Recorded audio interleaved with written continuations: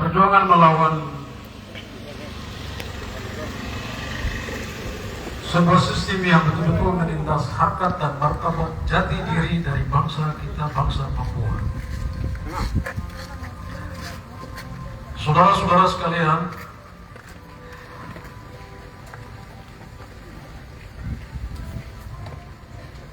ketika kita bilang rasisme, kita harus ingat bahwa rasisme adalah penyakit. Rasisme adalah virus.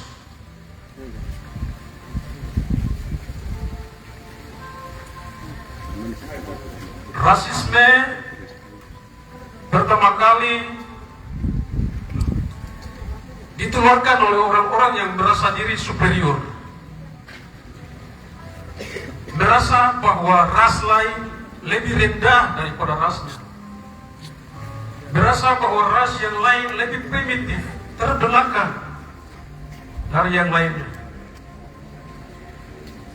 Dan ingat rakyat Papua, kawan-kawan mahasiswa yang hadir hari ini, karena rasisme itu adalah virus, rasisme itu adalah sakit, bahkan pasiennya sangat susah untuk mendeteksi sakit yang disebut dengan rasisme. Rasisme didukung oleh ilmuwan, pertama kali di Eropa, di Amerika, dibenarkan oleh ilmuwan. Orang-orang ilmuwan menyatakan bahwa secara biologis orang kulit putih jauh lebih terhormat, jauh lebih cerdas daripada orang-orang kulit hitam, daripada ras-ras yang lain.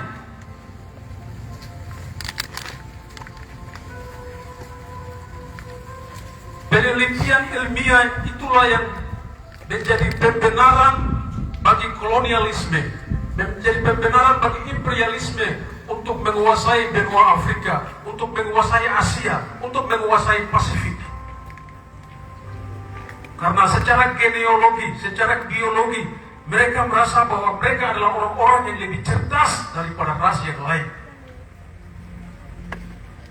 Sehingga muncullah prasangka buruk terhadap bangsa lain, ras lain, bahwa bangsa dan ras yang lain adalah orang-orang yang terbelakang, primitif, orang-orang yang kelas bawah, orang-orang kelas 2, yang harus ditundukkan, yang harus dijajah, yang harus dikuasai, yang harus dibangun, yang harus dieksploitasi, yang harus menjadikan mereka sebagai budak.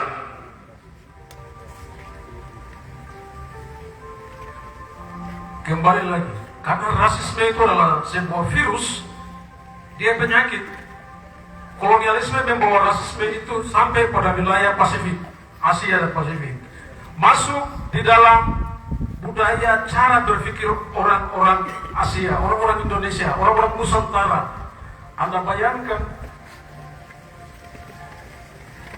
350 tahun lebih budaya rasis itu betul-betul tertanam di dalam beberapa generasi dan yang panjang di dalam generasi orang-orang Asia maupun Pasifik akibat dari kolonialisme. Dan karena dia virus, rasisme itu dari pelaku ditularkan kepada korban. Korban itu adalah orang-orang yang terjajah. Ketika Indonesia merdeka,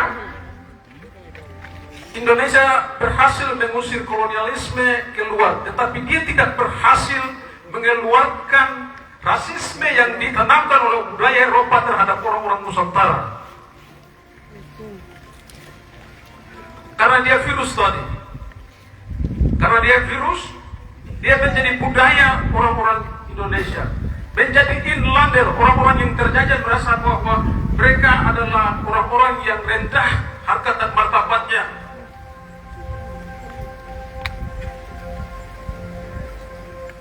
Saudara, saya harus bicara ini untuk menyampaikan bahwa penyakit rasisme itulah yang menyebabkan Soekarno pada Trikora menyampaikan bahwa ras lain bangsa lain, termasuk bangsa Papua, tidak berhak. Mereka adalah bangsa boneka yang tidak berhak untuk menentukan nasib politik mereka sendiri. Itu adalah prasangka rasis. Berasa bahwa orang-orang dari bangsa lain, bangsa Jawa, bangsa Melayu, berasa bahwa orang-orang Papua belum maju, orang-orang Papua masih primitif, sehingga mereka harus ditundukkan, mereka harus diatur, mereka harus dibangun.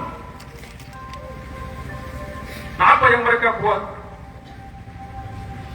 Bangsa dan negara yang sedang dipersiapkan oleh orang Papua tahun 1961 dianggap sebagai bangsa boneka dengan prasangka buruk bahwa orang Papua tidak bisa bernegara sendiri, berbangsa sendiri.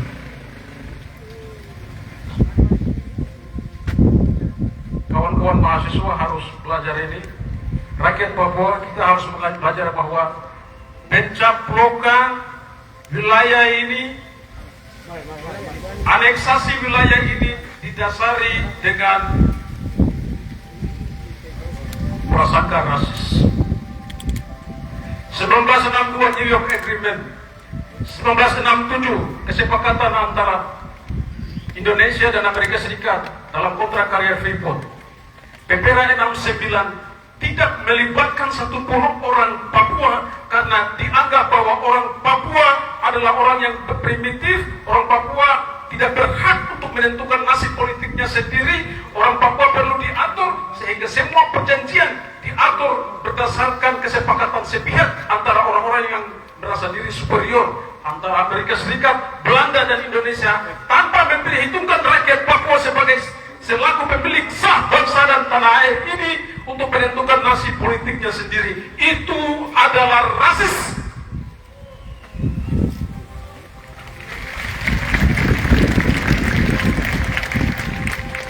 Ingat bahwa penyakit ini tidak sembuh di abad yang sudah maju, di mana ilmuwan sudah membuktikan bahwa secara genealogi, secara biologis, secara sosial, rasisme yang disampaikan oleh peneliti-peneliti Amerika Serikat, oleh Jerman, Eropa, bahwa ras lain itu ras yang lebih rendah, sudah dibantah, sudah dipatahkan bahwa semua ras memiliki potensi yang sama, memiliki ukuran otak yang sama untuk maju, untuk cerdas, untuk memimpin dirinya sendiri. Jadi ingat bahwa secara ilmu, secara ilmiah sudah membuktikan bahwa semua ras di dunia ini memiliki kesempatan yang sama, punya peluang yang sama untuk maju. Sama dengan bangsa Papua, kita punya hak untuk berdiri menentukan nasib kita sendiri, mengatur diri kita sendiri.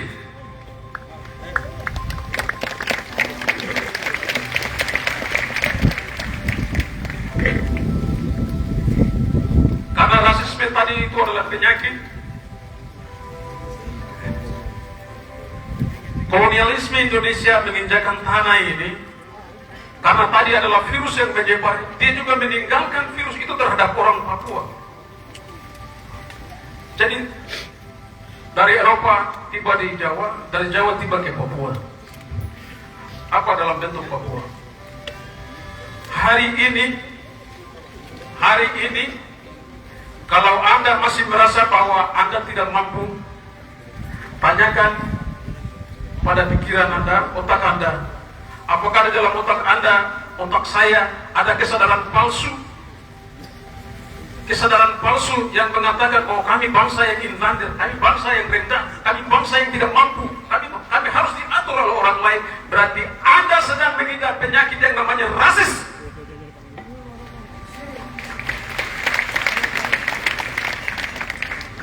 Tanyakan perut Anda, dari mana Anda sedang makan dan konsumsi setiap hari. Tanyakan kaki Anda, apakah kaki saya benar-benar menginjakkan kaki dan berdiri di atas sapnya tanah sendiri, ataukah hidup di dalam bayang-bayang? Tanyakan tangan Anda, apakah tangan ini sedang memeluk orang-orang yang ada di samping kau, atau kau lebih memeluk orang-orang lain untuk mencari kehormatan, untuk mencari posisi, untuk mencari jati diri. Kalau hari ini ada orang Papua yang mencari secuil harga diri di dalam dalam negara Indonesia, harus mengemis baru bisa mendapatkan pekerjaan, harus mengemis baru bisa memperoleh partai ini, partai itu, posisi ini, posisi itu. Sadarilah bahwa virus yang namanya rasisme itu ada di dalam otak Anda yang tidak Anda sadari, dan Anda sedang menyatakan bahwa Anda adalah orang yang paling terbelakang.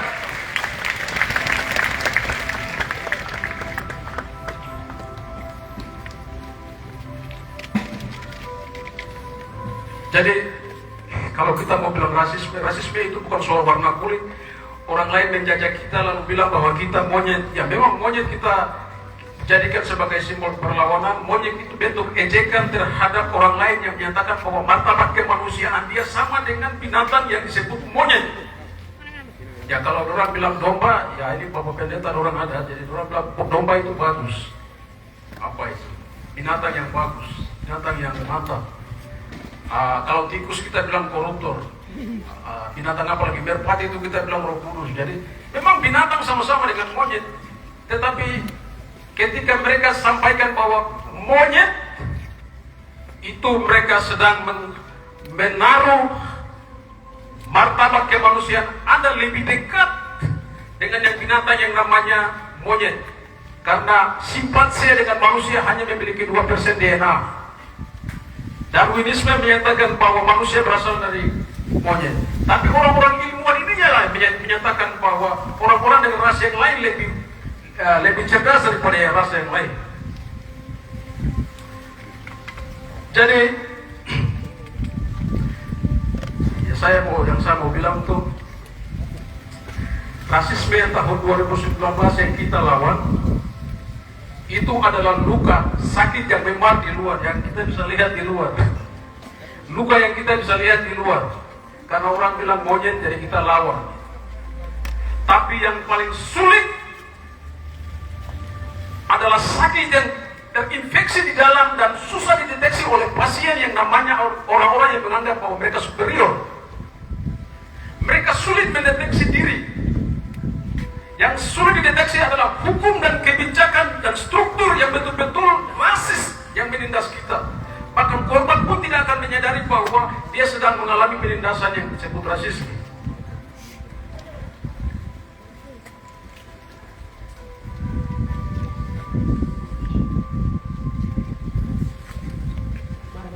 Hari ini sampai pas, tapi di pintu keluar, pintu kecil di lapas Sabekura, saya tadi sampaikan kepada wartawan bahwa memang hari ini saya bebas hanya karena memperjuangkan luka kecil yang memang di luar yang terjadi tahun 2019 di Surabaya. Tetapi yang paling sulit adalah membebaskan. Ingat ini kawan-kawan yang berjuang untuk rasisme, pembebasan untuk saya selalu hormat untuk kalian. Tetapi perjuangan kita berikutnya adalah membebaskan orang-orang yang terpenjara di dalam paradigma rasis.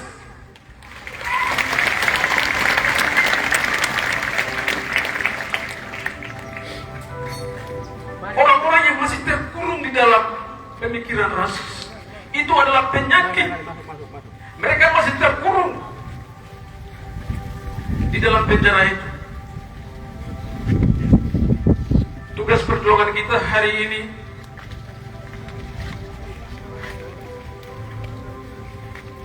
mari kita selidiki diri, kasih tahu kepada semua orang, kasih tahu kepada generasi besok bahwa mereka harus berdiri di atas mereka punya kaki sendiri. Mereka harus bebas dari pemikiran-pemikiran yang rasis. Kita berulang kali saya katakan bahwa kita tidak bisa melawan rasis dengan rasis. Biarkan mereka yang rasis terhadap kita orang Papua, tetapi kita orang Papua, kita akan tunjukkan bahwa kita manusia yang bermartabat. Kita tidak akan rasis terhadap bangsa lain. Kami melawan bangsa lain, kami melawan penindasan, kami melawan penjajahan. Kami tidak melawan bangsa lain berdasarkan kulit, warna, rambut, dan segalanya. Kami menunjukkan bahwa kami manusia yang bermartabat, kami manusia yang bermartabat. Dari ujung pulau yang paling batas antara Papua dan Indonesia, Pulau Bo, Raja Empat, sampai ke Kiwirok. Paling utara Pulau Bovendo, Papendo sampai ke Almasu. kita memiliki 414 bahasa. Orang bilang bahasa itu bahasa itu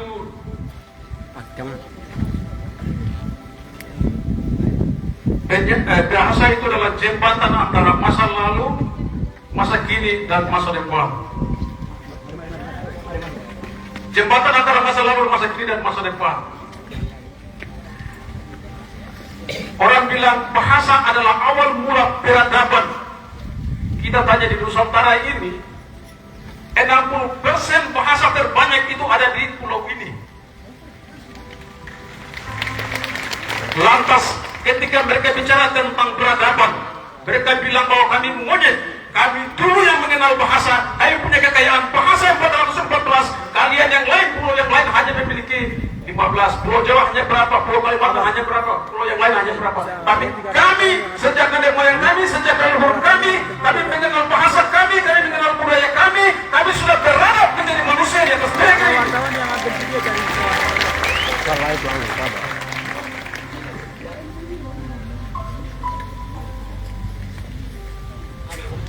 Saya mau sampaikan, tinggalkan pesan satu hal. Kawan-kawan yang di mahasiswa, siapapun engkau yang bekerja dimanapun, ingat bahwa ketika penyakit rasisme ini tidak mampu kita atasi, Anda hanya akan menjadi boneka, Anda hanya akan menjadi alat pajangan, wayang, Anda hanya akan menjadi orang-orang yang tidak diperhitungkan. Berdiri di atas kaki kita sendiri, hargai orang lain, hargai teman lain. Kalau di dalam perjuangan, konteksnya ketika kita tidak mampu bersatu, kita tidak mampu menyayangi rakyat kita sendiri, kita tidak mampu berangkat dari tanah air kita sendiri, dan kita masih bergantung kepada kekuatan bangsa lain, kita masih berharap Amerika, kita masih berharap Inggris, kita masih berharap PBB, itu berarti watak rasis itu belum kita keluarkan dari otak kita. Karena kita tidak mampu merasa bahwa kita mampu berdiri di atas tanah kita dan kita usir penjajah. Saya mengajak bahwa perjuangan ini ada di atas tanah ini. Mari kita baku gandeng, siapapun organisasinya, mari kita baku gandeng. Kita mulai dari tanah ini, kita mulai dari negeri ini, kita mulai baku sayang, kita mulai baku gandeng. Perbedaan itu hal yang wajar, tapi kita tidak boleh runtuh. Kita tidak boleh runtuh. Kita harus maju. Kita harus maju karena harapan itu ada. Kita punya kekuatan suara hari ini. Mungkin orang lain menganggap bahwa kita hanya punya kekuatan suara, tetapi kita, ketika kita bersatu dan kita bersuara, mulai dari aksi rasisme ini, Malcolm X itu seorang aktivis rasis di Amerika Serikat.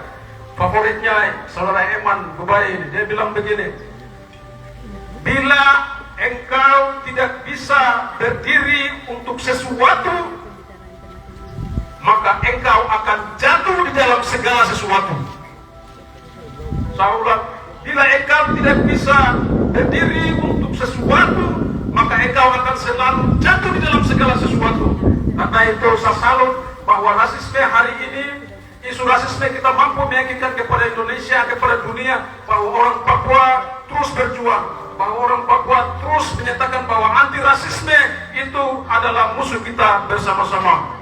Saya menyampaikan terima kasih kepada kawan-kawan yang terus berjuang mulai dari tahun 2019 yang mengawal di rumah sakit, kawan-kawan pengacara yang setia, kawan Eman, kawan Gustav, kawan Mercy, kawan Anus Siregar, kawan-kawan di koalisi hukum dan HAM yang betul-betul mengawal kasus ini.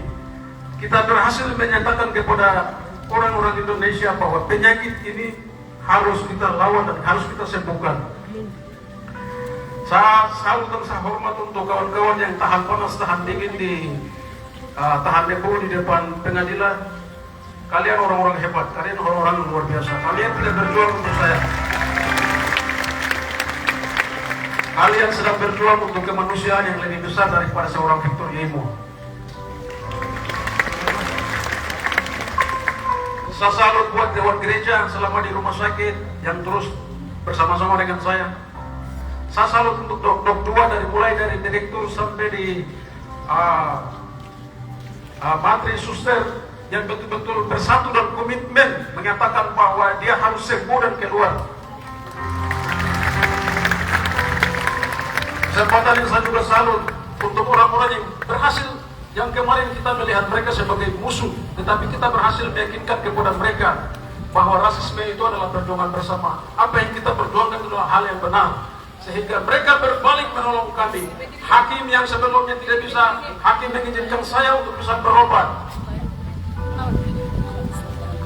dan saya hari ini bisa bebas. Saya tidak lupa dan selalu hormat buat mama-mama kami untuk setiap doa yang mengalir untuk saya, untuk gereja di setiap doa-doa syafaat yang tidak melupakan saya. Saya terima kasih untuk itu. Saya terima kasih juga kepada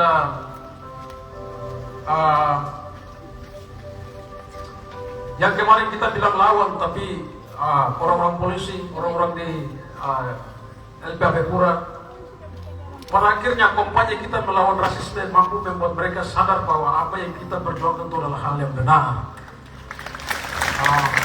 Sehingga kalau hari ini saya keluar tanpa sesuatu yang terjadi, dulu mungkin kalian lihat saya begitu agak kurus sedikit, dan mungkin sekarang kalau isi sedikit, itu artinya bahwa kita mampu meyakinkan kepada orang-orang yang sebelumnya bersebelahan secara nasionalisme yang sempit, tetapi mereka mampu melihat kasus ini sebagai kasus perlawanan bersama terhadap rasisme. Saya bersyukur buat itu. Saya bersyukur dan terima kasih buat keluarga yang selalu menjadi fondasi untuk saya, istri, mama, anak, dan semua. Kalian luar biasa. Kalian adalah jiwa saya. Kalian adalah teman perjuangan saya. Saya mau menutup kesaksian saya.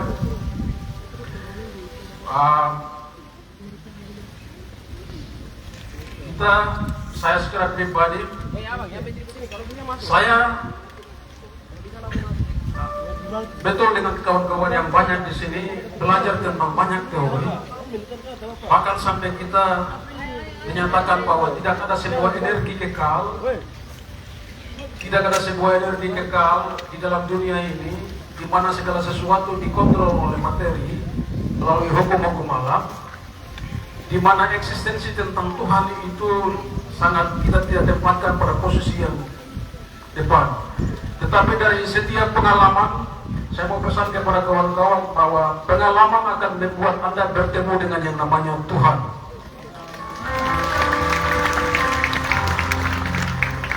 Pengalaman akan membuat mungkin hari ini kita tertutup oleh banyak hal, tetapi pengalaman itu akan membuat Anda percaya bahwa ada satu energi yang kekal yang akan mampu membuat menerobos apa yang tidak mungkin menjadi sesuatu yang mungkin. Oleh karena itu saya bersyukur buat Tuhan, saya bersyukur buat semua yang berdoa. Ini adalah keberhasilan.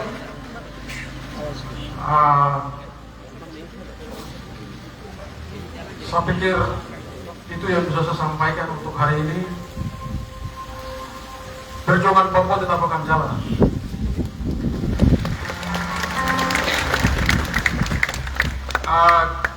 Kita bersyukur kawan-kawan kita yang datang, Tuan Marcos Salo ada di sini, kawan-kawan yang lain ada yang baru pulang dari Vanuatu. Mereka datang dengan semangat persatuan. Saya harap supaya persatuan itu benar-benar kita wujudkan. Kita wujudkan bersama-sama. Ketika pemimpin bersatu, rakyat bersatu, tidak ada yang tidak mungkin.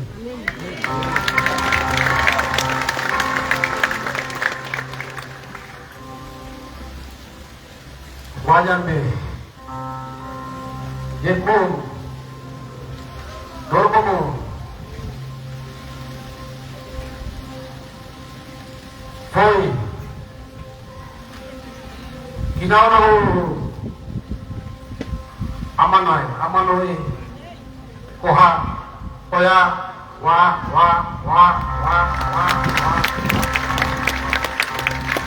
Terima kasih. Baik, break.